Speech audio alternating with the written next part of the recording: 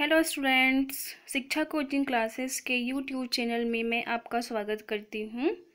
आइए अब हम क्लास 12 सब्जेक्ट फिजिक्स का यूनिट 4 चैप्टर नंबर 6 के ऑब्जेक्टिव टाइप क्वेश्चन को बेसिक के साथ में सॉल्व करते हैं। ठीक है स्टूडेंट्स, इसके पहले हमने यूनिट 3 और चैप्टर 4 तक के हमने कंप्लीट कर लिया है ऑब्जेक्टिव टाइप क्वेश्चन को। देखिए 5 जो है कोविड-19 की वजह से हटा दिया गया है, इसलिए हम अब यूनिट 4 का जो चैप्टर 6 है मीन्स अध्याय 6, इसका नाम है विद्युत चुम्बकीय प्रेरण, इसके ऑब्जेक्टिव क्वेश्चन को हल करते हैं। पहला क्वेश्चन विद्युत चुम्बकीय प्रेरण में विद्युत वाहक बल निम्न से स्वतंत्र होता है। देखिए सबसे पहले तो आप ध्यान दीजिए कि जब भी किसी कुंडली में विद्युत चुम्बकीय प्रेरण की घटना होती है तो विद्युत चुम्बकीय प्रेरण की घटना में चुम्बकीय फ्लक्स के मान में परिवर्तन होता है, जिसमें समय का भी बहुत महत्वपूर्ण रोल होता है। फेरों की संख्या के ऊपर भी विद्युत चुम्बकीय प्रेरण की घटना निर्भर करती है। ठीक है, इनमें से ऑप्शन नंबर 4 जो है कुंडली का प्रतिरोध, कुंडली के प्रतिरोध पर विद्युत चुम्बकीय प्रेरण की घटना में प्रेरित विद्युत वाहक बल का जो मान है, ठीक है, ईएमएफ इलेक्ट्रोमैग्नेटिक फोर्स जो है वो कुंडली के प्रतिरोध पर निर्भर नहीं करता है, इसका उसके ऊपर कोई प्रभाव नहीं पड़ता है। क्वेश्चन नंबर 2 है स्वप्रेरकत्व का मात्रक है। स्वप्रेरकत्व किसे कहते हैं? जब किसी कुंडली से बद्ध चुंबकीय फ्लक्स में परिवर्तन किया जाता है तो उसी कुंडली में एक प्रेरित विद्युत वाहक बल उत्पन्न हो जाता है, तो इस घटना को स्वप्रेरण कहते हैं। और जब हम फैराडे के द्वितीय नियम के आधार पर इसका वर्णन करते हैं तो आपको पता है कि फैराडे का द्वितीय नियम ये था कि जो प्रेरित विद्युत वाहक बल का मान है वो कुंडली के चुंबकीय फ्लक्स में परिवर्तन की दर के कैसा होता है? समानुपाती, या हम इसको लिख सकते हैं कि E समानुपाती D phi upon D T. ठीक है, परिवर्तन की दर मतलब यहाँ पे आपको समय लेना पड़ेगा। तो जैसे ही हम यहाँ से समानुपाती चिन्ह हटाएंगे, समानुपाती चिन्ह हटाने के बाद में यहाँ पे एक नियतांक लगा देंगे हम L, कैपिटल L।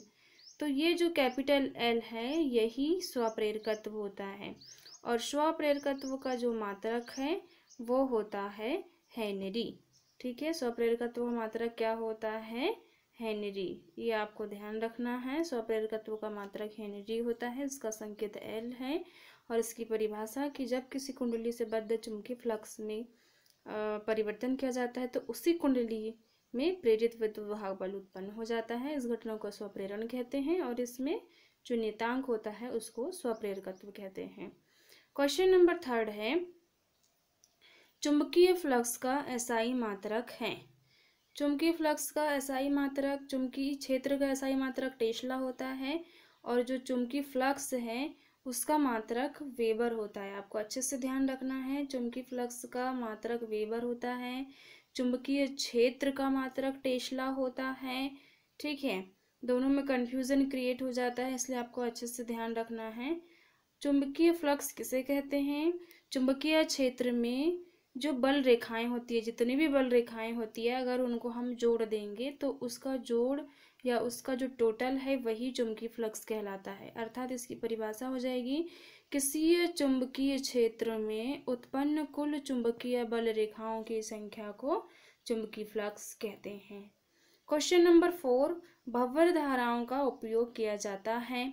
तो भंवर धाराओं का उपयोग कहाँ किया जाता है? धारामापी को रोद्दोल बनाने में, चाल मापी में, विद्युत ब्रेक में, उपर्युक्त सभी में। तो इसका आंसर आ जाएगा भंवर धाराओं का जो उपयोग है वो उपर्युक्त सभी में किया जाता है। लेंज का नियम संबंधित है। लेंज का नियम, भाई लेंज ने 2 नियम दिए थे, आपको पता है, जिससे प्रेरित विद्युत वाहक बल की दिशा को हम ज्ञात करते थे। तो ये बात फैराडे ने ही कह दिया था पहले कि जब हम किसी कुंडली से बद्ध चुंबकीय फ्लक्स में परिवर्तन करते हैं तो चुंबकीय फ्लक्स में परिवर्तन करने से जितना मतलब चुंबकीय फ्लक्स में परिवर्तन होगा उतनी ही प्रेरित विद्युत वाहक बल उत्पन्न होती है और उतनी ही प्रेरित धारा भी उत्पन्न होती है। ठीक है, तो ये जो है ऊर्जा संरक्षण के नियम पर आधारित है। ठीक है, कौन से नियम पर आधारित है? ऊर्जा संरक्षण के नियम पर आधारित है। इसमें ऊर्जा का संरक्षण होता है। क्वेश्चन नंबर 6 है, एक कुंडली की कुल लंबाई को अपरिवर्तित रखते हुए फेरों की संख्या 2 गुनी कर जाए तो उसका प्रेरकत्व होता है। ठीक है, फेरों की संख्या जो है वो प्रेरकत्व के साथ में इस तरह से संबंधित होती है। ठीक है, n समानुपाती l स्क्वायर। तो जब हम यहाँ पर लंबाई को अपरिवर्तित रखेंगे और फेरों की संख्या को 2 गुनी कर देंगे, ठीक है, तो फेरों की संख्या को 2 गुनी करने से जो उसका प्रेरकत्व है वो हो जाएगा 4 गुना। ठीक है, प्रेरकत्व कितना गुना हो जाएगा? 4 गुना। तो इस तरह से हमारे ऑब्जेक्टिव टाइप क्वेश्चन के ऑप्शन हल होते हैं। अब हम चलते हैं रिक्त स्थान की पूर्ति कीजिए।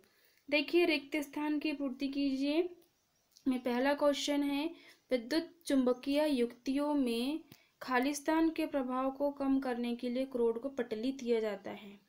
ठीक है, पाटलित या पटलित तो एक ही शब्द होता है।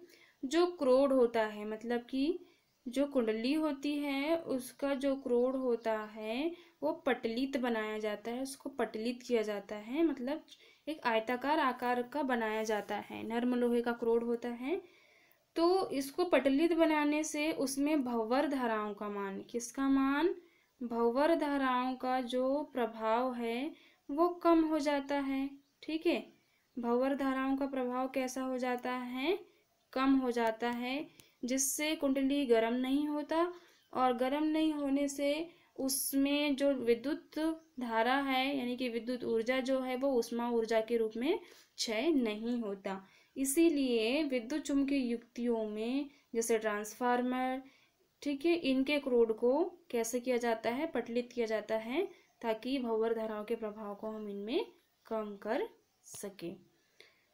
चुंबकीय फ्लक्स में परिवर्तन की दर खालिस्तान के समानुपाती होती है। अभी मैंने कुछ देर पहले बताया, E समानुपाती फाई। फैराडे का द्वितीय नियम ये है कि किसी भी चुंबकीय फ्लक्स की परिवर्तन की दर जो है उसमें प्रेरित विद्युत वाहक बल के समानुपाती होती है। तो इसका आंसर आ जाएगा E समानुपाती फाई। क्वेश्चन नंबर 3 है, स्वप्रेरकत्व किसी कुंडली के खालिस्तान की माप है। तो स्वप्रेरकत्व जो है किसी कुंडली के विद्युत वाहक बल की माप है। ठीक है, किसकी माप है? तो विद्युत वाहक बल की माप है। प्रत्यावर्ती धारा जनित्र खालिस्तान के सिद्धांत पर कार्य करता है। प्रत्यावर्ती धारा जनित्र मतलब कि जनरेटर, डायनेमो। ठीक है, जो प्रत्यावर्ती धारा को किसमें बदलता है? यांत्रिक ऊर्जा को प्रत्यावर्ती ऊर्जा यानी कि यांत्रिक ऊर्जा को प्रत्यावर्ती धारा में बदलता है। तो ये काम करता है विद्युत चुंबकीय प्रेरण के सिद्धांत पे। किस पर काम करता है ये? विद्युत चुंबकीय प्रेरण। ठीक है, आप ध्यान रखिए, फिर से एक बार दोहरा देती हूँ मैं। प्रत्यावर्ती धारा जनित्र विद्युत चुंबकीय प्रेरण के सिद्धांत पर काम करता है। इस तरह से आपके रिक्त स्थान भी कंप्लीट हो चुके। आशा करती हूँ कि आपको ये सभी क्वेश्चन के आंसर समझ में आए होंगे। जहाँ भी आपको डाउट हो तो आप मुझे कमेंट कर सकते हो और कमेंट करके डाउट पूछ सकते हो। तब तक के लिए बाय बाय।